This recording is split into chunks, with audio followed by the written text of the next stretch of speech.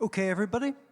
Um, Now, I'm delighted to have the opportunity to chat with John Birmingham. John is an author, journalist, and historian. And I've got to say, I've really enjoyed John's books for quite a few years. And it's things like this that actually makes running a conference worth all the pain. Now, John is joining us from his beachfront property outside Brisbane, and hopefully technology isn't going to let us down. So, welcome, John. Hey Tom, how you doing? Hi, John. Now, John, for those in the audience who mightn't know what a blood pot is or what a coal hammer is, could you give us an overview of who you are and what you do? I'm a writer, buddy. I've been writing for about 35, 40 years now. I started off in the fringe press street magazines. I made my way into the mainstream. I worked for about 10 years as a freelance writer for magazines like Rolling Stone and Playboy. That was actually all I ever wanted to do. But one magazine I was working for, the editor there wanted to set up a little publishing company. So he asked me if I'd write him a stocking stuffer for Christmas, which I did. And it came out, it was a book about share housing. I had about 100 housemates over 10 years or so.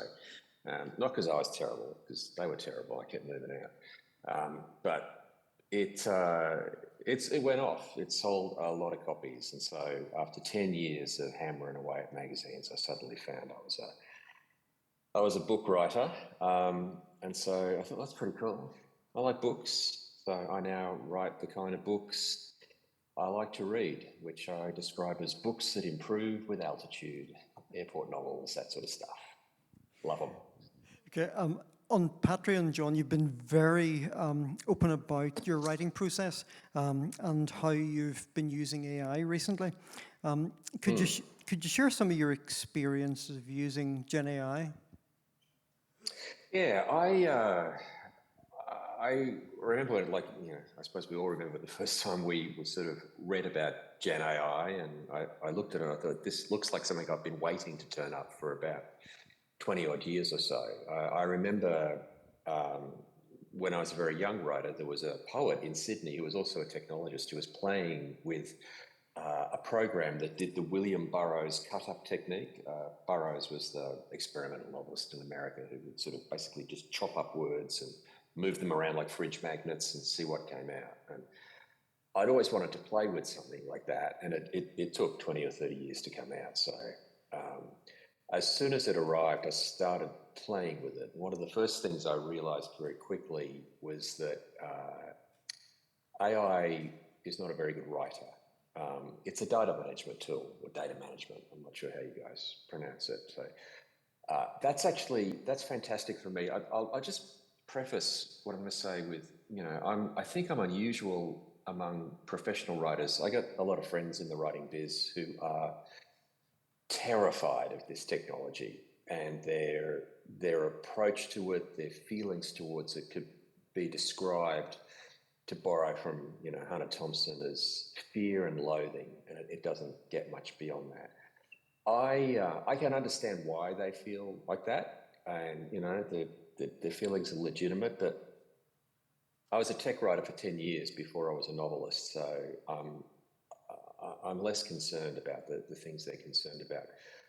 What I am concerned about is the functionality of it, and if you think AI is going to write your book for you, you are neither a very good writer nor a very good technologist. It's not going to do that. It is a data management system. So the way I use it is to manage the data of a large project. At the moment, I'm writing I think it's the 7th or 8th book in a long-running series, the sort of time travel alternate history series. Over 8 books, you generate a lot of story, you generate a lot of content, characters, things happen. And look, to be honest, between you and me, you forget stuff because you're human. You know who doesn't forget stuff? The computer. So just recently, in the 7th or 8th book, as I said, that I was writing, I thought I'd really like to bring back that character that I recall, like writing something about in book one, it would have taken me probably, let's be realistic, it would have taken me 3 or 4 hours minimum to have gone back to the original manuscript and go through and find the reference to this character and to see whether or not he was even still alive. I couldn't recall whether I'd killed him off or not. It was Joe McCarthy, the senator from the US in the 1950s. Because I had fed all the manuscripts from that series into ChatGPT, I could just go to the specific GPT that I had set up to manage this series, and I could go, Chatty, did I kill Joe McCarthy? And a second or so later on, Chatty came back and went, yeah, I'm afraid you did. So then I realised I had to retcon that situation. So that's a way of accelerating my process. That's one of the main ways I use it, is just to manage large scale story arcs and, multiple narrative arc novels. It's really, really good just for sort of, keeping hold of all the chess pieces on the board. Okay. It's also... Sorry, John, so that's your own corpus, but given that you write alternative history, presumably there's a challenge around how to ensure that the real characters, I guess, are behaving, appropriately, certainly up until the point where you do the split.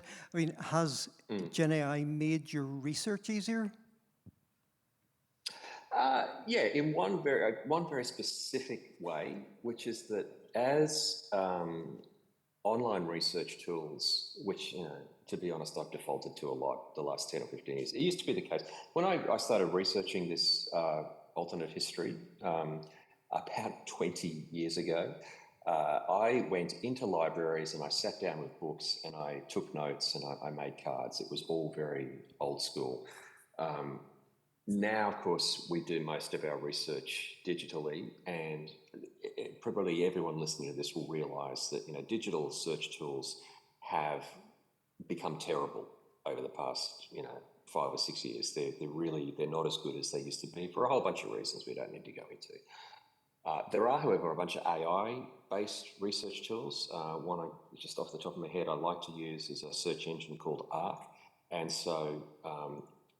For that kind of search, for instance, if I want to know what brand of cigarette did President Roosevelt smoke, that took me about 7 hours to find out 20 years ago. It actually might take me at least 7 minutes to find out with Google now because, things have gone poorly over there. I can feed that to Arc, which is an AI-based search tool. And it will give me the answer that I need, and more importantly, it will give me all of the sources for that answer, so that I can, check that I'm not making stuff up, even though making stuff up is, my job description. Thanks. Sorry, I interrupted you, John.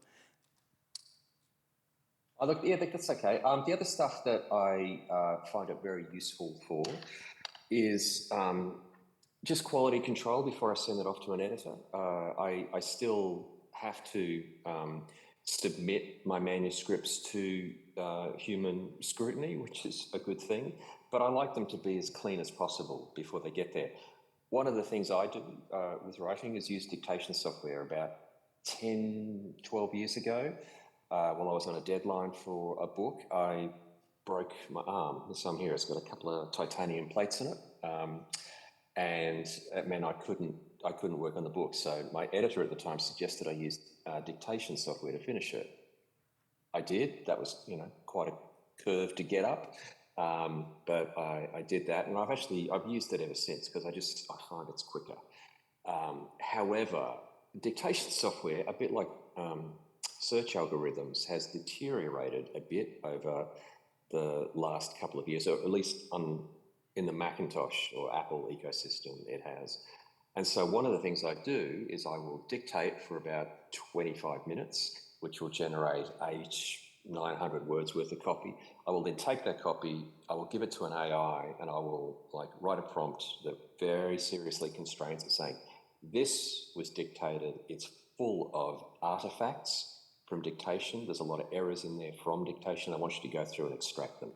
And a second and a half later on, 99% of those errors have been accurately detected and corrected. And that is something that used to take me about 15 to 20 minutes to do.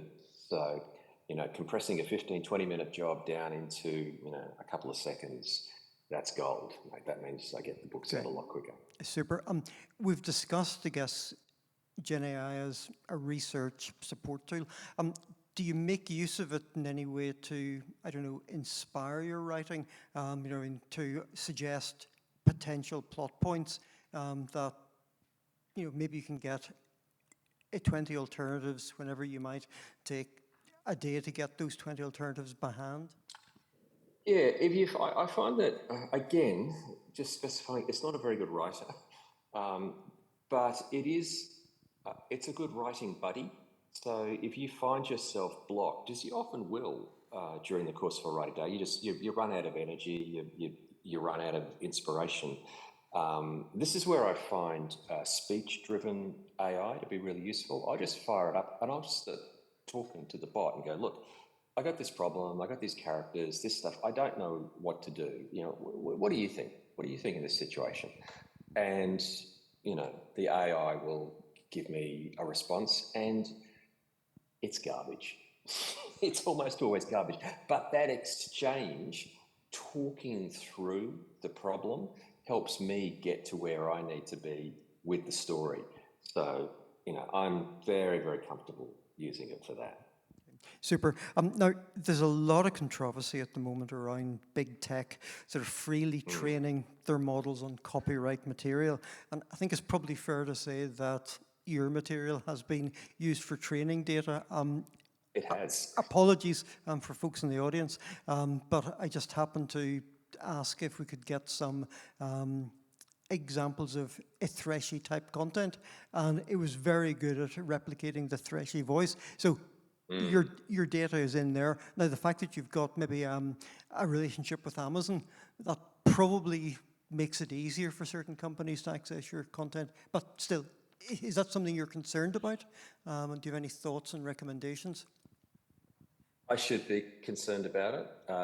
My writer friends are all very concerned about it. All of my books were harvested and stripped for their content.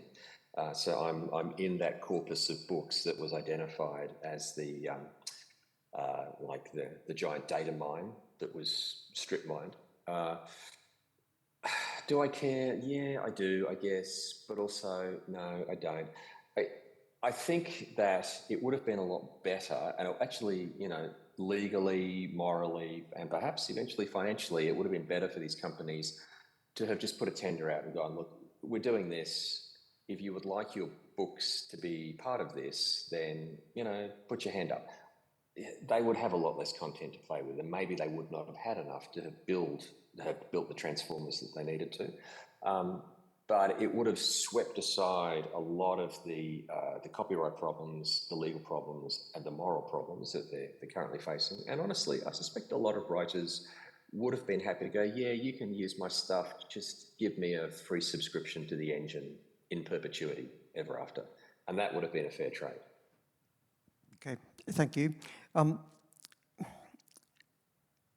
I mentioned earlier on that it kind of feels like a lot of engineers today kind of got into the field to make Star Trek technology real. Have you created any technology, AI if you can, that you would love to see made real in the future? One of my series, the time traveling alternate history, had quite a bit of tech that I just basically looked at what I was playing with at the time and thought, I wish this was so much cooler. And so I just made it cooler on the page. And one that occurred to me the other day was it was such a missed opportunity in the Axis of Time series. They have this, it was written well before smartphones. And so I gave everybody effectively smartphones, and but I called them flexi pads. And I was just going through that book the other day, and I was just thinking, if I'd just taken the word flex off the front and I had invented the iPad before, Steve Jobs got to it, Tim Cook would be paying me now, not the other way around. That's super, John. We're almost out of time, I guess. Is there anything else you'd like to say to the folks in Belfast? Just hello. My wife visited Belfast about 10 years ago and she loved it. Said it was fantastic. I got stuck in London that day, so I lost. She won. Brilliant. You're always welcome, and the whiskey's in the post. Thank you very much, John. Thank you. Thanks, guys. Okay, folks, I need to genuinely dash. I'd like to hand over to Leah from Options to take you on the next part of the journey.